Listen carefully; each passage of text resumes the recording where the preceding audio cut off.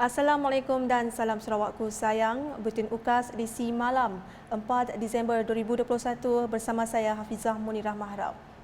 Berita utama, lapangan terbang baharu buka bakal merancakkan peluang ekonomi yang dapat memberi impak berganda dan berangkai kepada penduduk di Mukah serta keluarga Malaysia. Perdana Menteri Datuk Seri Ismail Sabri Yaakob berkata lapangan terbang itu juga akan menyokong aktiviti-aktiviti koridor tenaga boleh diperbaharui Sarawak Skor yang bakal mewujudkan jaringan ekonomi yang lebih efektif. Pembinaan lapangan terbang baru Mukah ini pastinya akan merancakkan peluang ekonomi yang dapat memberikan impak berganda dan berangkai kepada penduduk di Mukah serta keluarga Malaysia amnya. Tambahan pula, lapangan terbang ini bakal menyediakan sokongan bagi aktiviti-aktiviti di koridor skor yang bakal menunjukkan jaringan ekonomi yang lebih efektif dan efisien kelak. Beliau berkata demikian semasa menyempurnakan majlis perasmian lapangan terbang baharu Mukah yang turut disaksikan Ketua Menteri Sarawak Datuk Patinggi Tan Sri Dr. Abang Abdul Rahman Zohari Tun Datuk Abang Openg pada Sabtu. Menurutnya, kerajaan telah meluluskan projek menaik taraf sistem pengurusan trafik udara dengan nilai keseluruhan projek sebanyak RM19.5 juta di bawah program Rancangan Malaysia ke-12 RMK-12. Di bawah program Rancangan Malaysia ke-12, kerajaan telah meluluskan projek menaik taraf sistem pengurusan trafik udara dengan nilai keseluruhan projek sebanyak RM19.4 juta. Projek pemodenan ruang pengurusan udara Kuala Lumpur berjaya disiapkan dengan pelancaran kompleks Kuala Lumpur Air Traffic Control Centre ataupun KLATCC pada 1 Disember yang lalu, manakala projek pemodenan peralatan di ruang udara Kota Kinabalu yang merangkumi Sabah dan Sarawak dijadualkan siap pada 10 Disember 2021. Dalam perkara itu, beliau mengucapkan tahniah kepada Kementerian Pengangkutan Malaysia, Kerajaan Sarawak dan semua agensi yang terlibat atas kejayaan membina satu mercu tanda ikonik di Mukah. Saya berbangga projek lapangan terbang ini dapat disiapkan walaupun ketika negara berhadapan dengan pandemik COVID-19. Ini bukan sahaja satu pencapaian hebat dalam bidang kejuruteraan, malah mengukuhkan lagi pencapaian Malaysia dalam sektor pengangkutan. Turut hadir Menteri Pengangkutan Datuk Seri Insinyur Wee Ka Siong, Speaker DUN Sarawak Datuk Amar Muhammad Asfia Awang Nasar, Menteri Kebajikan Kesejahteraan Komuniti, Wanita Keluarga dan Pembangunan Kanak-kanak Datuk Seri Fatimah Abdullah, Menteri Pengangkutan Sarawak Datuk Seri Lee Kim Shin serta div-div kehormat yang lain. Terdahulu, Datuk Seri Insinyur Wee Ka Siong mengumumkan Kerajaan Persekutuan telah meluluskan peruntukan bagi menaik taraf lapangan terbang lawas dan lapangan terbang kecil Betong dan Kapit. Baru-baru ini, Kementerian Pengangkutan telah menerima cadangan daripada kerajaan negeri untuk membina satu lapangan terbang atau mempertingkatkan daripada stoport kepada airport, iaitu lapangan terbang lawas. Dan dua lagi cadangan untuk membina stoport atau padang terbang, satunya di Betong, satu lagi di Kapit. Dan kesemuanya telah diangkat kepada Kementerian Pengangkutan, dan setelah berbincang dengan Wakil Kerajaan Negeri, ini adalah inisiatif Kerajaan Negeri Sarawak. Tahniah dan syabas kepada Yang Amat Berhormat Ketua Menteri.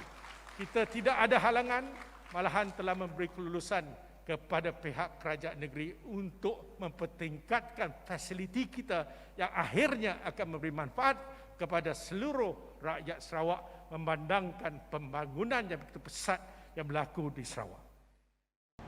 Beliau juga yakin dengan beroperasinya lapangan terbang baru itu akan menggalakkan pertumbuhan ekonomi di Mukah. Dalam perkara itu, Ketua Menteri Sarawak Datuk Patinggi Tan Sri Dr. Abang Abdul Rahman Zohari Tun Datuk Abang Openg berkata, pembangunan lapangan terbang baru akan menyokong pembangunan Mukah sebagai sebuah hub pendidikan, pelancongan dan keunikan makanannya. Katanya kerajaan negeri mempunyai pelan utama dalam usaha membangunkan sosioekonomi di muka. Di mana kerajaan negeri sudah mempunyai master plan bagi mengembangkan sosioekonomi di muka ini, berteraskan kepada satu ialah pendidikan, keduanya pelancongan, dan ketiganya sudah tentu apa yang menarik di muka, termasuklah makanannya. Ketua Menteri menambah kerajaan negeri juga merancang untuk membuka kawasan yang lain di Sarawak bagi menyokong penghasilan produk-produk tempatan. Dan sudah tentu Sarawak pun cuba nak membuka kawasan yang lain, sebab itu ada cadangan untuk menaik taraf lapangan terbang di Lawas dan juga lapangan terbang kecil di Betong dan di Kapit untuk menghasilkan produk-produk dan hasil pertanian selain daripada pelancongan di kawasan tersebut. Berita selanjutnya, sebanyak 9 buah kawasan di Dewan Undangan Negeri Dun Saribas telah disukat dan diwarta di bawah Seksyen 18 Kanun Tanah Negeri Sarawak. Simbolik penyerahan surat hak milik tanah telah disempurnakan oleh Timbalan Ketua Menteri Sarawak, Datuk Amar Awang Tengah Ali Hassan di Riviera Sports Centre, Debak pada Khamis. Antara kampung yang terlibat dalam penyerahan surat hak milik tanah tersebut adalah Kampung Supa Sepauh, Kampung Buda Sepauh, Kampung Medang Sepauh dan Kampung Manggut Sepauh. Sementara itu, Datuk Amar Awang Tengah juga turut menyampaikan surat hak milik tanah Seksyen 18 bagi program pengukuran kampung tradisional bagi Kampung Tradisional Melayu DIT dan Kampung Tradisional Melayu Medang Sepauh. Selain itu, beliau juga turut mengumumkan projek pembinaan Anjung Usahawan Debak yang telah diluluskan oleh Kerajaan Negeri Sarawak dengan kos peruntukan sebanyak RM7 juta. Seterusnya, langkah gabungan Parti Sarawak GPS menampilkan beberapa muka baharu pada pilihan raya negeri ke-12 PRN12 Sarawak adalah selaras dengan agenda memacu pembangunan menerusi idea baharu dalam ekonomi digital. Antara calon baharu yang diketengahkan GPS pada PRN12 Sarawak ialah Azizul Anwar Adnan yang akan bertanding di kawasan Dewan Undangan Negeri Dun Tanjung Datu. Menurut Azizul, usaha meneruskan pembangunan ekonomi dan infrastruktur di Dun Tanjung Datu serta memperkasa golongan belia menjadi fokus utamanya selepas ini sekiranya diberi mandat oleh rakyat di situ. Kita mengamalkan demokrasi terbuka, jadi sudah semestinya banyak yang ingin bertanding dan sebagainya. Tetapi saya percaya bahawa akar umbi dan rakyat terutama di kawasan NT Tanjung Datuk tahu untuk menilai dan tahu yang manakah parti yang selama ini telah memberi pembangunan dan kemajuan kepada mereka. Beliau berkata demikian ketika ditemui selepas penyerahan watikah pelantikan calon GPS di Ibu Pejabat PBB Sarawak pada Jumaat. Dalam pada itu, beliau berkata usaha meneruskan legasi ini bukanlah daripada pilihan keluarga. Sebaliknya atas usahanya yang selama ini telah mendekati masyarakat di Dun berkenaan. Saya percaya memang ada setengah pihak yang mungkin memikirkan bahawa pemilihan calon ini adalah pemilihan keluarga, tetapi saya rasa saya sendiri mempunyai capability, credibility saya sendiri yang mungkin orang boleh menilai, bukan saja kerana salah silap keluarga saya. Azizul Adnan merupakan anak kepada bekas Ketua Menteri Sarawak kelima, Allahyarham Perhin Sri Adnan Satim. Sementara itu, bidang pendidikan menjadi fokus utama seorang lagi calon baru GPS yang akan bertanding di Dun Opar, Billy Sujang. Menurut Billy adalah menjadi hasratnya untuk merealisasikan impian rakyat yang kurang berkemampuan mendapat kehidupan yang lebih baik pada masa akan datang. Sekiranya diberi kesempatan untuk menjadi yang berhormat nanti, aspirasi pertama saya adalah ingin memantapkan lagi bidang pendidikan lah, sebagai salah satu hub ke arah kemajuan modal insan itu. Modal insan itu sangat penting pada saya lah. modal insan ini adalah satu yang sangat penting untuk mengubah tahap ekonomi, taraf hidup dan sebagainya. Ditemui selepas penyerahan watikah pelantikan calon GPS di Ibu Pejabat PBB Sarawak pada Jumaat. Katanya beliau sendiri telah merasai pengalaman betapa pentingnya pendidikan kepada seseorang, khususnya mereka yang tinggal di luar bandar, dalam usaha mengubah kehidupan menjadi lebih baik. Saya sendiri merasakan bahawa saya berasal dari keluarga yang di kampung dan akhirnya saya membesar dan bekerja di bandar kerana adanya pendidikan itu yang utama. Selain daripada itu, nanti kita akan berjalan seiringan dengan dasar pembangunan negeri yang disarankan oleh kerajaan GPS. Jadi itu yang kita akan laksanakan nanti. Billy merupakan muka baru yang diketengahkan GPS dalam PRN 12 Sarawak bagi membangunkan Dun Opar.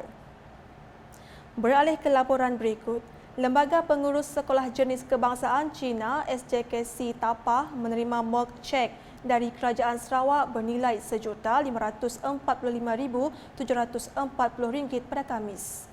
Simbolik penyerahan mock check tersebut telah disampaikan oleh Menteri Muda, Pemodenan Pertanian, Tanah Adat dan Pembangunan Wilayah Sarawak, Datuk Roland Sagah Wiin, kepada pengerusi Lembaga Pengurus Sekolah SJKC Tapah, Kapitan Bong John Kin.